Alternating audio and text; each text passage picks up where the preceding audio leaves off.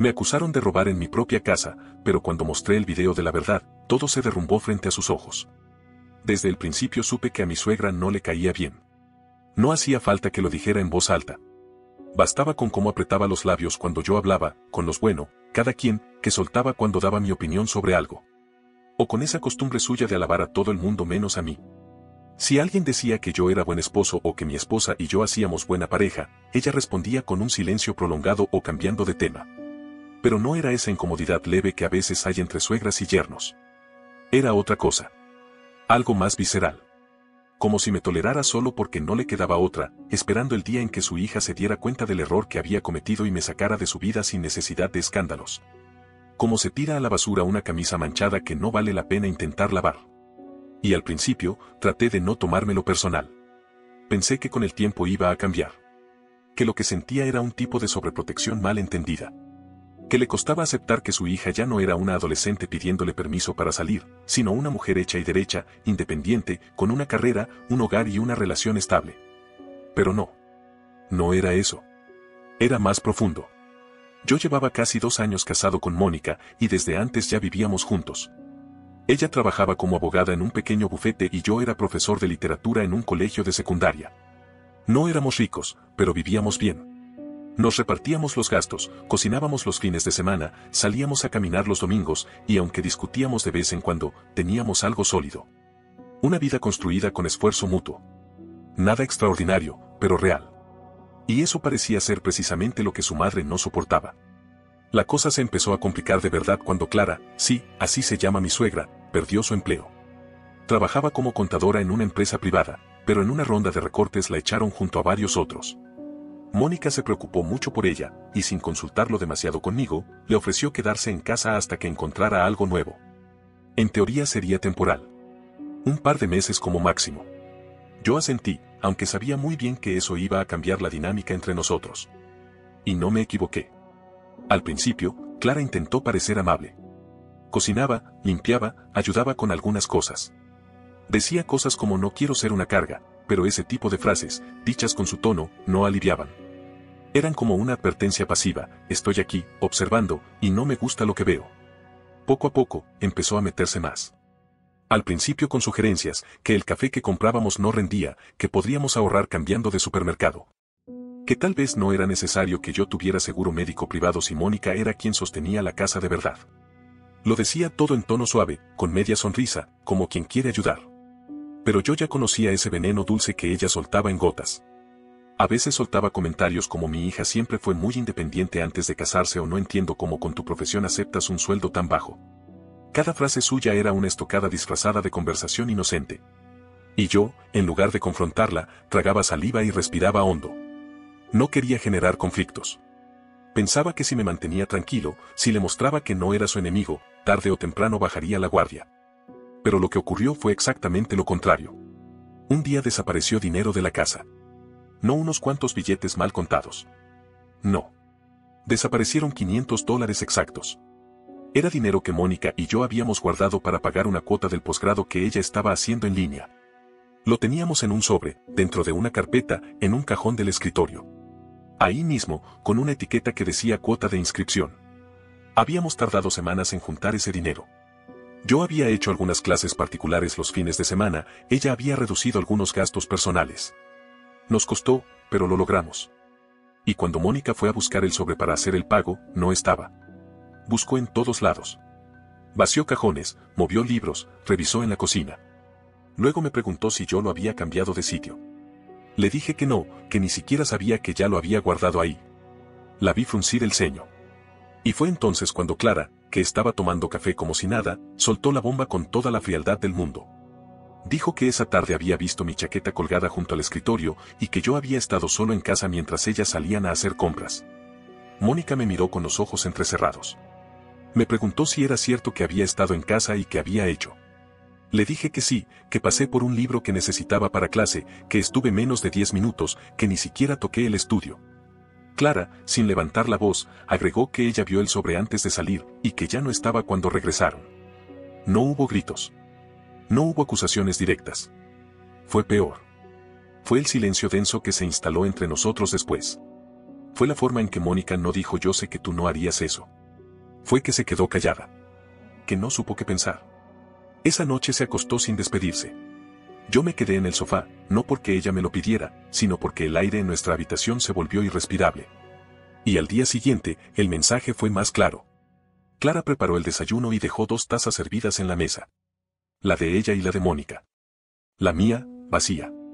Dijo que había hecho café solo para quienes lo necesitaban de verdad. Fue un detalle mínimo, pero cargado de veneno. Me estaba declarando la guerra desde adentro de mi casa. Ahí fue cuando supe que ya no bastaba con aguantar. Que no podía seguir esperando a que las cosas se resolvieran solas. Esa mujer no iba a descansar hasta sacarme de la vida de su hija. Y si creía que podía hacerlo con insinuaciones y gestos, se equivocaba. No iba a gritar. No iba a acusarla sin pruebas. Pero tampoco iba a quedarme de brazos cruzados. Había algo que Clara no sabía. Que yo ya había comenzado a mover las piezas. Pasaron 4 días desde aquella mañana en la que me dejaron el desayuno a medias. Desde afuera, la casa parecía en calma. Pero por dentro, todo era una cuerda tensa, a punto de romperse. Mónica había retomado su rutina como si nada.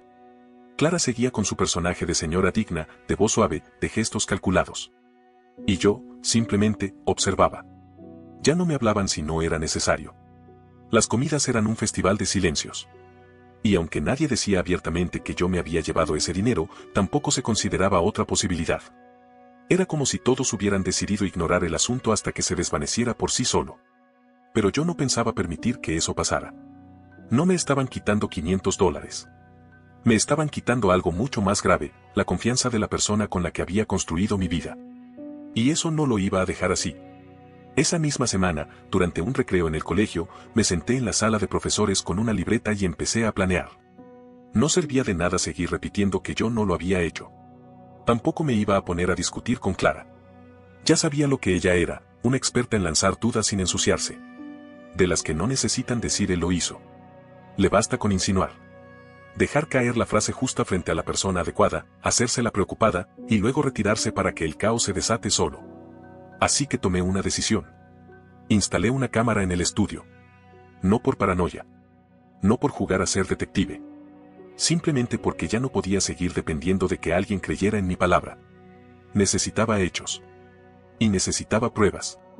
Compré una cámara que parecía un cargador común, pero grababa en alta resolución y se conectaba por Wi-Fi a una aplicación del celular. La instalé en el borde del librero más alto, apuntando hacia el escritorio. Desde ahí podía verse todo lo que pasaba en la habitación, quién entraba, qué hacía, si se acercaba al escritorio o si tocaba algo. No le conté a nadie. Ni a Mónica, ni a mis amigos, ni a mis hermanos. No quería que hubiera filtraciones. Si Clara descubría que la estaba grabando, iba a dar un giro completo. Se haría la víctima, me acusaría de invadir su privacidad, se lo contaría a toda la familia, y yo quedaría como un paranoico sin escrúpulos. No podía arriesgarme. Así que me comporté con absoluta normalidad. Me levantaba, me duchaba, desayunaba con ellas en silencio, saludaba como si todo estuviera en paz, y salía a trabajar. Por dentro, eso sí, hervía. Cada gesto pasivo-agresivo de Clara me apretaba el pecho. Cada vez que Mónica evitaba mirarme a los ojos era una puñalada lenta. Pero me mantuve firme. Las primeras noches revisé las grabaciones con paciencia. Muchas horas de imágenes vacías. Solo el escritorio, la ventana y la sombra del ventilador moviéndose despacio en la pared. Nada más. Pero insistí. Hasta que, 2 días después de instalar la cámara, Clara entró al estudio. Lo hizo con una taza de té en la mano, como si fuera parte de su rutina. Cerró la puerta a medias, se sentó frente al escritorio y empezó a revisar papeles. Abrió carpetas, sacó sobres, levantó cajas. Parecía estar buscando algo. No se llevó nada esa vez. Pero el modo en que se movía, su concentración, su forma de tocar cada objeto como si no le perteneciera, ya decían mucho. No era alguien ordenando. Era alguien escarbando. Volvió a hacerlo otros días. A veces solo entraba unos minutos, miraba alrededor y se iba. A veces se quedaba más de media hora. En una ocasión se le escapó una frase mientras hojeaba papeles: ella no va a ver esto hasta que aprenda lo que es tener carácter. Lo dijo sin rabia. Casi como quien recita un poema. Pero a mí me heló la sangre. Sabía que con eso no bastaba. Que Mónica no iba a reaccionar si le mostraba imágenes de su madre curioseando papeles. Tenía que conseguir algo más fuerte. Algo que fuera imposible de justificar. Porque si me adelantaba, si la enfrentaba sin pruebas claras, lo único que iba a lograr era reforzar su narrativa de que yo estaba desesperado por limpiar mi imagen. Así que seguí esperando. Grabando. Soportando los desayunos silenciosos y las indirectas disfrazadas de consejo. Clara seguía su rutina de falsa cordialidad, haciéndose la abuela ideal, la suegra comprensiva. Pero yo ya no le veía esa cara. Ya solo podía ver a una mujer que estaba dispuesta a lo que fuera por sacarme de la vida de su hija. Y entonces ocurrió. 2 semanas después de haber instalado la cámara, una transferencia bancaria cambió todo. Estaba terminando mi última clase del día cuando recibí una notificación automática del banco. Casi $1000 habían sido transferidos desde nuestra cuenta compartida a una cuenta que yo no reconocía. Al principio pensé que era un error o tal vez algún cobro automático. Pero cuando abrí la aplicación, vi que no solo era una transferencia real, sino que había sido autorizada desde nuestra propia red doméstica usando el usuario de Mónica.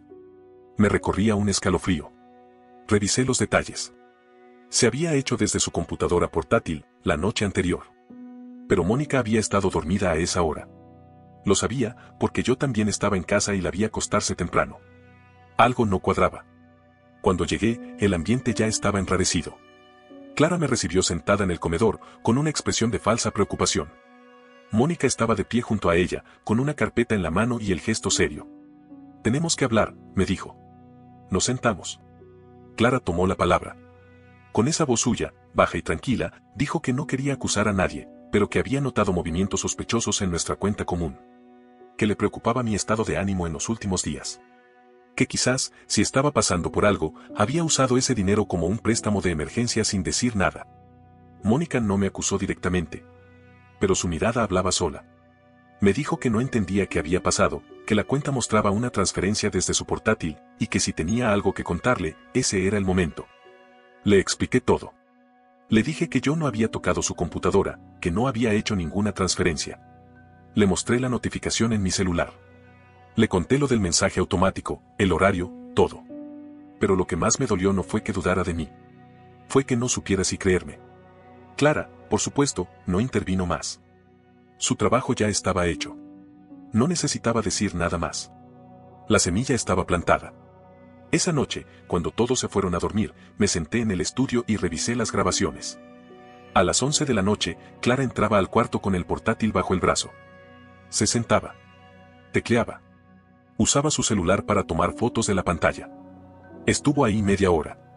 Lo hizo todo con una calma escalofriante. Confirmé los registros del router. La IP coincidía.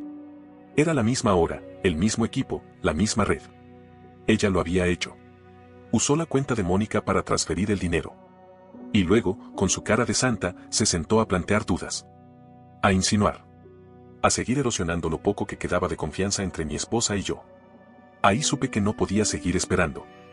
Que Clara había cruzado una línea que no le pertenecía. Ya no se trataba solo de un robo. Se trataba de una operación completa para destruir mi imagen. Y lo peor de todo era que, hasta ese momento, casi lo había logrado. Pasaron 12 días después de esa transferencia y de ver con mis propios ojos lo que Clara había hecho. Mónica y yo seguíamos viviendo bajo el mismo techo, pero era como si fuéramos 2 extraños que compartían espacio por obligación. No discutíamos. No había gritos. Pero tampoco había afecto. Ni palabras de más. Ni miradas que dijeran algo. Dormíamos en la misma cama, pero cada uno en su esquina. Y lo más doloroso no era la distancia física, sino el abismo emocional que se había abierto entre nosotros. Mónica seguía dudando. No me lo decía, pero lo sentía en cómo caminaba más despacio cuando pasaba por mi lado. En cómo bajaba la vista si yo le hablaba. En cómo parecía estar esperando una prueba que confirmara lo que su madre venía insinuando desde hacía semanas. Y Clara, mientras tanto, cada vez más cómoda. Más metida en todo. Empezó a dar sugerencias sobre cómo organizar la casa, qué facturas pagar primero, incluso opinaba sobre mis clases como si le incumbiera. En una ocasión, mientras hojeaba mi agenda de trabajo, comentó con esa sonrisa suya que algunos profesores sacaban préstamos a escondidas y luego metían en problemas a sus esposas. No respondí. Solo la miré. Quise ver si podía sostenerme la mirada. Y sí, lo hizo. Pero en sus ojos había algo distinto. Ya no había cautela. Había soberbia. Ella se sentía ganadora. Creía que me tenía acorralado. Ese mismo día, supe que tenía que hacer algo más. Ya no bastaba con tener grabaciones suyas revisando cajones o transfiriendo dinero en silencio. Todo eso, por sí solo, podía seguir siendo visto por Mónica como ambiguo. No podía darle más espacios a la duda. Así que preparé una trampa. El día que Mónica salió temprano al bufete y Clara dijo que tenía una cita médica, que yo sabía que era mentira porque revisé su agenda, me puse manos a la obra. Fui al estudio y coloqué sobre el escritorio un sobre blanco, idéntico al que usamos para el dinero del posgrado. Lo etiqueté igual, cuota matrícula. Dentro, puse billetes falsos, perfectamente impresos y recortados, que había conseguido con un amigo que trabaja en seguridad documental. Se sentían reales. Se veían reales. Pero tenían un truco. Estaban marcados con una tinta invisible que, al contacto con la piel humana, dejaba un rastro detectable solo con luz ultravioleta. Una vez que alguien los tocaba, esa tinta se adhería por horas, especialmente a las huellas dactilares. Además de eso, escondí un micrófono entre los libros del estante y reubiqué la cámara para tener un ángulo más claro del escritorio. Quería ver su rostro. Cada gesto. Cada intención. No me bastaba con una imagen lejana. Cuando todo estuvo listo, salí de la casa como siempre. Saludé, agarré mi mochila, y caminé rumbo al colegio con una mezcla de ansiedad y rabia que me duró todo el día. Cada hora que pasaba sentía que algo grande iba a ocurrir. Pero lo que más sentía, era alivio. Porque si ella mordía el anzuelo, no habría más dudas. Todo se caería por su propio peso. Esa noche, cuando Mónica se durmió, tomé el portátil, conecté el acceso remoto a la cámara y puse a reproducir la grabación. Y ahí estaba. Clara. Entrando al estudio con total tranquilidad, cerrando la puerta a medias. Se acercó al escritorio, vio el sobre, lo abrió, y empezó a contar los billetes uno por uno. En el audio se escuchaba claramente como murmuraba, si no aprenden a cuidar su plata, alguien más lo hará por ellos. Después, metió el dinero en su bolso, guardó el sobre vacío en un cajón y salió del cuarto arreglándose el cabello. No lo podía creer. Ni siquiera tuvo una expresión de culpa. Nada. Todo lo hizo con esa misma frialdad quirúrgica que había usado desde el primer día que cruzó la puerta de mi casa. La vi caminar con calma hacia la cocina, como si acabara de sacar la basura. Y sentí una mezcla de asco, rabia y, al mismo tiempo, una tranquilidad extraña. Porque ya no quedaba nada por descubrir. Ahora lo tenía todo. Apagué el video. Me recosté en el sofá. Y supe que el momento de actuar había llegado. No iba a gritar. No iba a encararla en privado. Lo que venía ya no era una simple confrontación. Lo que venía era un acto público. Clara se había encargado de destruir mi imagen a base de dudas. Yo iba a reconstruirla con una sola cosa, la verdad. Cruda. Registrada. Innegable. El fin de semana siguiente, mi cuñada organizó una comida familiar en nuestra casa. Nada del otro mundo. Un cumpleaños pequeño para su hija. Clara, por supuesto, fue la primera en apoyar la idea. Dijo que el patio era perfecto para los niños y que así Mónica no se cansaba tanto. Yo no puse objeciones. Era la oportunidad perfecta. Ya había preparado todo, la grabación editada, una luz ultravioleta discreta junto al comedor, los billetes marcados guardados en una bolsa transparente y el proyector listo para mostrar el video a todos. El día de la reunión, todo transcurrió como esperaba. Risas falsas. Chismes de sobremesa. Los niños corriendo. Clara sirviendo jugo como la abuela modelo. Mónica, distante, como venía siendo. Y entonces, llegó el momento. Mi cuñada pidió que todos se sentaran para abrir los regalos de la niña. Yo tomé la palabra. Dije que necesitaba unos minutos. Que había algo importante que debía aclararse. Algo que venía pudriendo nuestra convivencia desde hacía semanas y que ya no podía dejar pasar. Al principio nadie entendió a qué me refería. Mónica me miró preocupada. Clara, con el mismo gesto impasible de siempre. Entonces apagué las luces, conecté el proyector y dejé que el video hablara. En la pantalla apareció Clara. Tocando el sobre. Contando el dinero. Guardándolo en su bolso. No hubo murmullos. Nadie se movió. Se escuchaban los pájaros afuera, los cubiertos quietos sobre la mesa y la respiración entrecortada de Mónica. Cuando el video terminó, encendí la luz ultravioleta. Caminé hasta Clara y, sin pedir permiso, le pasé la luz por las manos.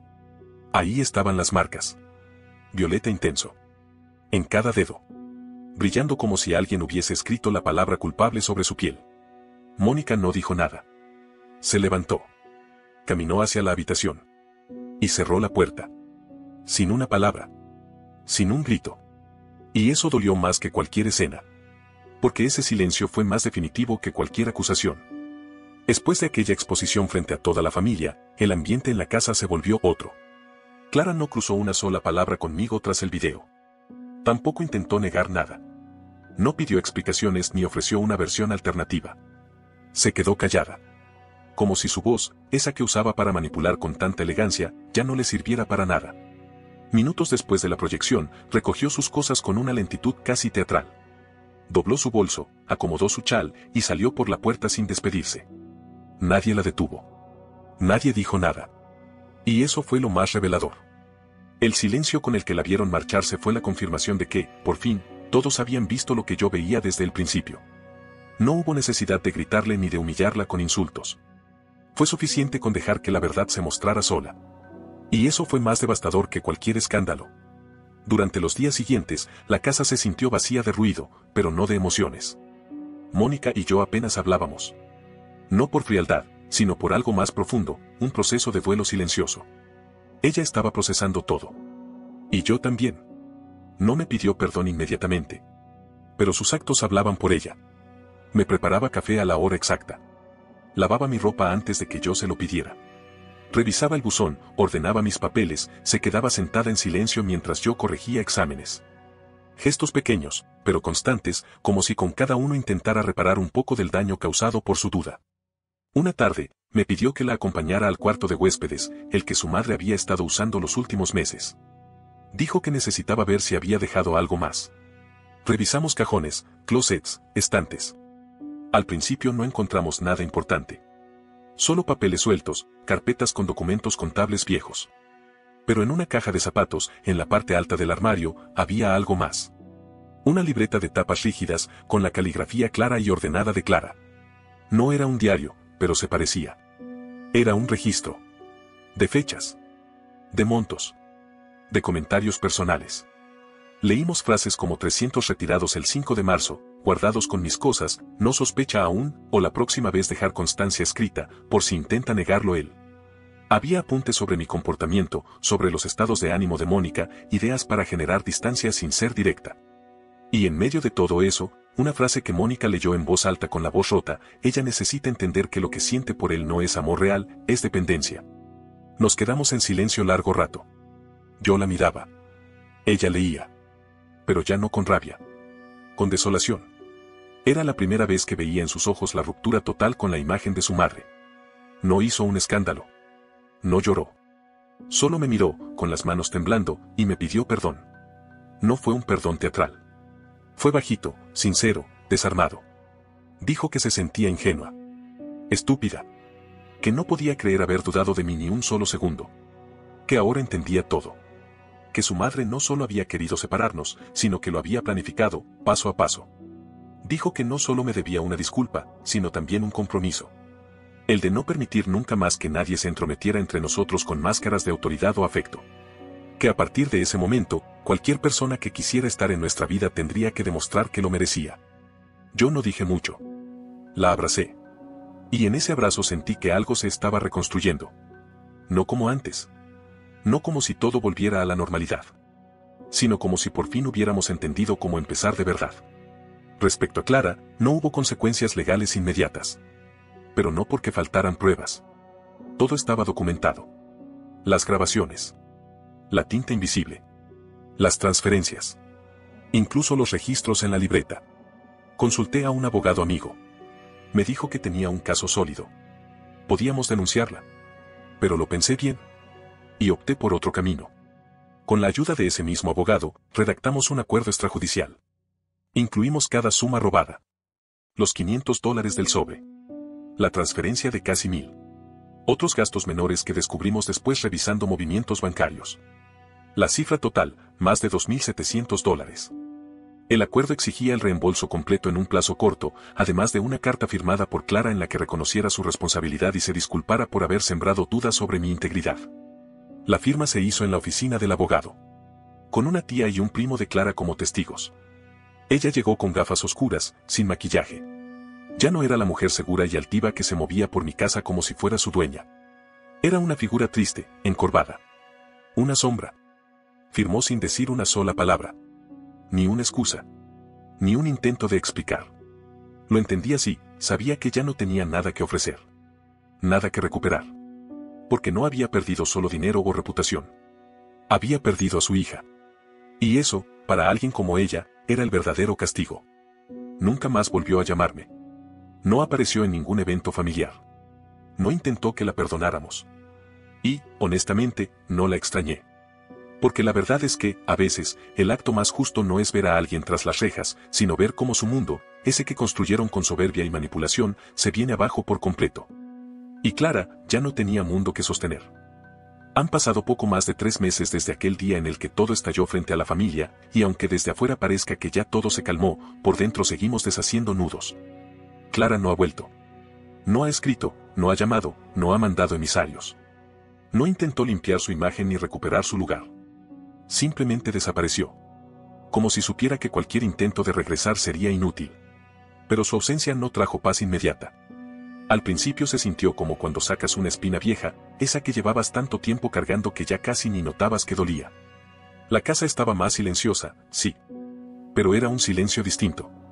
No el de los días grises, sino uno lleno de preguntas, de cosas que no se habían dicho a tiempo, de heridas que no se cerraban con disculpas. Mónica y yo entramos en una etapa extraña. Compartíamos los espacios, las rutinas, incluso las caricias. Pero todo tenía una capa nueva, la conciencia de que habíamos estado al borde de rompernos por completo. Y aunque ella intentaba cada día mostrarme con actos que estaba ahí, que me creía, que me valoraba, yo aún cargaba con el recuerdo de sus silencios. De esas noches donde durmió a mi lado sin saber si yo era un ladrón. Fue por eso que, con mutuo acuerdo, decidimos ir a terapia de pareja. No porque quisiéramos salvar algo. Ya no se trataba de salvar. Se trataba de entender qué nos había pasado. ¿Por qué una mentira tan bien contada había tenido tanta fuerza sobre nosotros? La terapeuta fue directa desde el primer día. Nos habló de lealtades invisibles. De cómo Mónica había crecido en una estructura donde la palabra de su madre era ley. Donde dudar de Clara era casi un pecado. Y como esa programación, sin querer, pesaba más que cualquier amor adulto. Fue duro escuchar que Mónica no dudó de mí por falta de amor, sino por costumbre. Porque cuando su madre hablaba con esa voz firme, calmada, segura, ella sentía que tenía que al menos considerarlo. Que ignorarla sería desleal. Aunque yo estuviera a su lado, transparente, sin secretos. Y yo tuve que admitir que muchas veces me callé por miedo a parecer conflictivo. Que aguanté demasiado esperando que todo se resolviera solo. Que confundí paciencia con resignación. Que, sin darme cuenta, permití que nos fuéramos alejando a fuerza de evitar enfrentamientos. Salimos de esas sesiones distintos. No rotos. Pero ya sin pretender que lo teníamos todo claro. Porque ahora sabíamos que lo importante no era evitar los problemas, sino aprender a hablarlos cuando todavía tienen solución. Respecto a Clara, cumplió con el pago del acuerdo. Lo hizo en 3 cuotas. Sin excusas.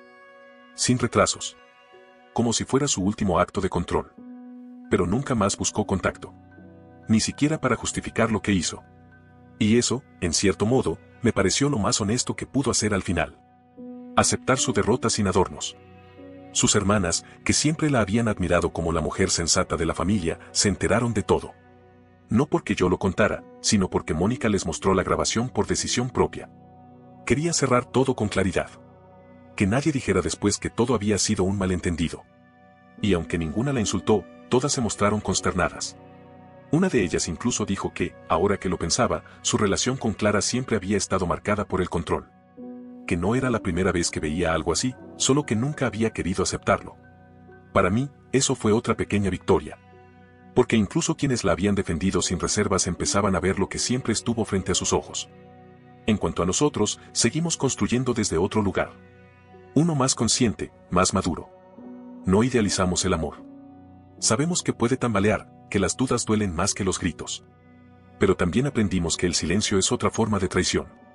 Hoy, cuando camino por la casa, cuando paso por el estudio, ya no veo el lugar donde Clara revolvía nuestras cosas ni donde desaparecieron los primeros billetes. Veo el lugar donde decidí dejar de callar. Donde dije basta. Donde, en lugar de estallar, elegí planear. Con calma. Con precisión. Con verdad. Porque si algo me enseñó esta historia es que no hace falta levantar la voz para defenderte. Que a veces la mejor venganza es dejar que los actos hablen solos. Y cuando lo hacen, frente a las personas correctas, el daño que provocan en el agresor es irreversible. Clara no fue arrestada. No fue insultada. No fue humillada en redes sociales. pero perdió lo que más valoraba, su imagen de mujer intachable. Su credibilidad. Su influencia. Y eso, para alguien como ella, valía más que cualquier cantidad de dinero. Una vez, semanas después de todo, salí a comprar pan. Me encontré con una vecina, una de esas que se llevaba bien con Clara. Me saludó con cierta incomodidad y me dijo que había escuchado cosas raras sobre lo que pasó. No supe si lo decía por provocar o por curiosidad sincera. Le respondí con calma, sí, fue un tema delicado, pero ya está resuelto. Ella asintió y dijo en voz baja, Clara siempre me pareció demasiado perfecta para ser real. No dije nada más. Pero esa frase me acompañó todo el camino de regreso. Porque tenía razón. Clara se esforzó tanto en ser irreprochable, que terminó atrapada en su propia farsa. Y yo, que durante mucho tiempo pensé que lo justo era quedarme en silencio, entendí por fin que a veces la única forma de que te crean es mostrando la verdad sin adornos. No con gritos. No con peleas. No con rabia. Solo con hechos. Y en ese momento, frente a todos, lo único que hice fue eso, dejar que la verdad hablara. Y habló tan claro, que ya nadie la pudo volver a callar. No olvides dejar tu opinión en los comentarios, dejar tu like y compartir este video.